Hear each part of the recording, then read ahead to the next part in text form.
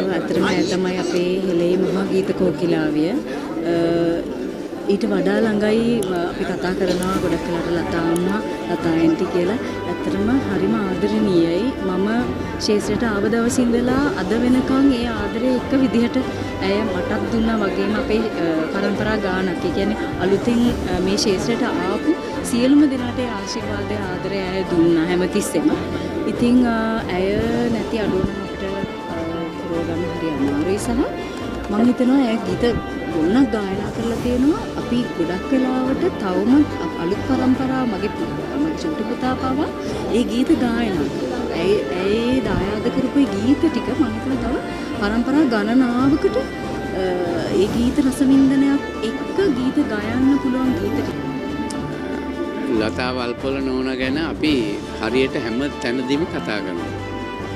ඒ කියන්නේ විශේෂයෙන් අපි මේ ආධුනික තරගවලදී විනිශ්චය මණ්ඩලවල ඉන්නකොට එහෙම ලතා නෝනාගේ ගායන ශෛලිය එතකොට එතුමිය ගායපු ගීත එතුමිය ගායපු චිත්‍රපට ගීත මේ හැම දෙයක් ගැනම කතා කරනවා. ඉතින් කතා කරනකොට මම නිතරම කියන දෙයක් තමයි දැන් ගීතයක් කවුරු හරි ගායනා කළොත් ලතා නෝනාගේ ඒ වගේ තව කීප දෙනෙක් ඉන්නවා. ලතා නෝනා ආයේ අලුතෙන් ගයන්න ඉතුරු කරලා නැහැ. කාටවත් ගීතය ආයේ අලුතෙන් නිර්මාණ කරන්න, අලුතෙන් ප්‍රතිනිර්මාණය කරන්න ගයලා ඉතුරු කරලා නැහැ. ඒ කියන්නේ ඒ ගීතයට අවශ්‍ය හැම දෙයක්ම, හැම අලංකාරයක්ම, හැම ලතාවක්ම ඒකේ ඇතුලේ තියෙනවා. ඉතින් ලතා නෝනාගේ ගීතයක් හරියට ගායනා කළොත් ඒ වගේ තරගයක එහා පැත්තට යන්න පුළුවන්. ඒ වගේම ගීතය යන්තම් හෝ වැරදුනොත් අනිත් පැත්තට යන්න පුළුවන්. එහෙම තමයි මේ ගීත මුල් කෘති ඒ අය බිහි කරලා තියෙන්නේ.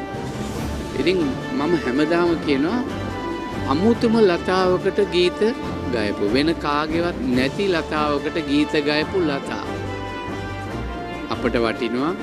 ඒ කියන්නේ දශක කීයක් ඒ ජනප්‍රියත්වයේ රඳවාගෙන හිටියද මේ ජනප්‍රිය වෙන්න පුළුවන් එක රැයෙන්. හැබැයි වසර ගණනක් ජනප්‍රියත්වයේ රඳවාගෙන ඉන්නවා කියන එක තමයි හරිම දුෂ්කර කාර්යය. ඉතින් ලතා නෝනා අප අතරින් වෙන් වුණා කියපුවාම ඒක සමස්ත කලාවටම, සමස්ත චිත්‍රපට ක්ෂේත්‍රයට, සමස්ත අපේ හෙළ ගීකෙතට ලොකු පහරක්. ඉතින් අපේ ළඟින්ම අපි ඇසුරු කරපු ඒ පවුල විශේෂයෙන් චරිතගේ පියා ආරිදාස පීරිස් මහත්තයා ඇතුළු ඒ ෆැමිලි එකට ඒ ආශ්‍රය මම දැකලා තියෙනවා. ඒ හරිම වටිනා සම්පතක් තමයි අපිට නැතුනේ. ආය ඒ වගේ කෙනෙක්වත් ඒ හා සමාන කෙනෙක්වත් අපිට බලාපොරොත්තු වෙන්නත් බෑ. ඒ වගේ කෙනෙක් බිහි වෙන්නෙත් නෑ, හැදෙන්නෙත් නෑ. හැබැයි අපිට අපේ රසික රසිකාවන්ට වටිනාම ලොකු ප්‍රාග්ධනයක් ගීත වලින් එකතු කළා වසර ගණනක් ලොකු ප්‍රාග්ධනයක් ඉදිරි කළා තමයි ඇය අපෙන් සමුගන්නේ. ඉතින් ඇයට මම දේවාශිර්වාද ප්‍රාර්ථනා කරනවා, මෝක්ෂ සුවය ප්‍රාර්ථනා කරනවා. එහෙම නැත්නම් නිවන් සුව ලැබේවා.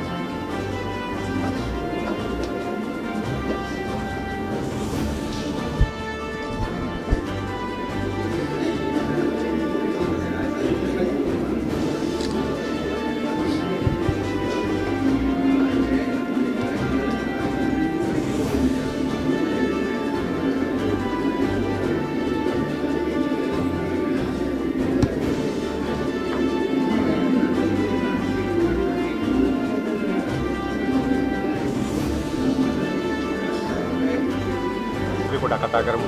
ලතා වල්පොල ඒ කියන්නේ ලතා අක්කා. අපි ආදරෙට කියන්නේ ලතා අක්කා කියලා. ඉතින් මගේ ජීවිතේ සිනමාවේ මම දැකපු කෝකිලාව ජෝති ලතා. ওই දෙපළට තමයි අපි සිනමාවේ ආදරය කළේ. ඉතින් දෙවියන් වහන්සේගේ කැමැත්ත මේක නම් අපිට කාටවත් කරන්න බෑ. නමුත් දුකක් නැත්තේ අසනීප තත්ත්වෙන් ඉන්නකොට ලතා අක්කගේ හඬ වෙනස් වුණේ නැහැ. ඒ ආකාරයෙන් මෙයා ගීත ගායනා කළා. ඒක තමයි සුවිශේෂී. ඉතින් මේක අපි කාටවත් පොදු දෙයක්. එයා හොඳ විදිහට හිටියා. හොඳ විදිහට නැතුව හිටියා. අපෙන් වෙන් වුණා. ඒ ආගම හැටියට ඇයට මෝක්ෂ සුව සම්පත් ලැබෙන්න කියලා මම ප්‍රාර්ථනා කරනවා. අපි මෙතුමිය පොඩ්ඩක් කතා කරමු.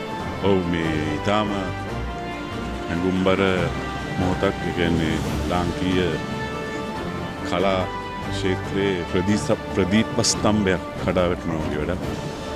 ඒ කියන්නේ මෙතුමිය මට එකවරක් තමයි මුණ ගැහිලා තියෙන ජීවිතේ. නමුත් මෙතුමියයි මමයි කියන්නේ සමාජ මාධ්‍ය ඔස්සේ සම්බන්ධකම් තිබුණා. මට ඉතාමත් ආදරය කරන ඒ වගේම මමත් එතුමියට මම ගීත ශ්‍රවණය වෙන කාලේ ඉඳලම එතුමියගේ කියන්නේ ගීතවලට ඇලුම් කරපු කෙනෙක්. අපේ රටේ කියන්නේ ගීත කෝකිලාවිය ලාංකීය ගීත කෝකිලාවිය හැටියට තමයි මම හඳුන්වන්නේ. එතුමියගේ නැතිවීම ඒ කියන්නේ සංගීත ක්ෂේත්‍රයේ ගායන ක්ෂේත්‍රයේ විශාල පාඩුවක්. ඒ වගේම එතුමියගේ ගීත සංස්කර කියන්නේ සංරක්ෂණය කරලා අනාගත පරපුර වෙනුවෙන් ආරක්ෂා කිරීම මේ අපේ රටේ වගකීම්වන්ගේ යුතුකමක්. ඒ එතුමිය නැතිවීම ඒ කියන්නේ එතුමිය නළුවෙක් හැටියට මට හරියට ආදරය කළා. මම එතුමියට ගායිකාවක් හැටියට අසීමිත ආදරයක් කළා. එතුමියව හඳුන්වලා දෙනකොට පොඩි කාලේ මගේ තාත්තා කිව්වේ ලතා මංගেশකර් කියන්නේ රන් කාසි බිම වැටෙනා වගේ හඬක් කියන්නේ කෙනෙක්. ලතා වල්පොල කියන්නේ රිදී කාසියක් බිම වැටෙනා වගේ සිහින් තාම මියුරු හඬක් ඇහෙන ගායිකාවක් කියලා. කියන්නේ ඉන්දියාවට ලතා මංගেশකර් අපිට හිටිය ලතා වල්පොල. අද ඒ දෙදෙනම නැහැ. මුළු ආසියාවම විශාල කියන්නේ ගීත ගායනයේ දෙවන්තම කණු දෙක බිඳ වැටිලා දැන්. ඉතින් මේ පිළිබඳව මේ මුළු රටක් ශෝක වෙන වෙලාවක්. මේ වගේ කියන්නේ සිංහල සංස්කෘතික ආයතනයේ වර්තමාන ලේකම්වරයා හැටියට මම අපේ සාතිශය සංවේගය පළ කර සිටිනවා. එතුමියගේ ආගමේ හැටියට මොක්ෂුවේ ප්‍රාර්ථනා කරනවා. එතුමියගේ නාමය චිරාත් කාලයක් ලාංකික හදවත් තුළ වැජඹේවායි මම ප්‍රාර්ථනා කරනවා. බොහොම ස්තුතියි එතුමියට මොක්ෂුව ලැබේවා.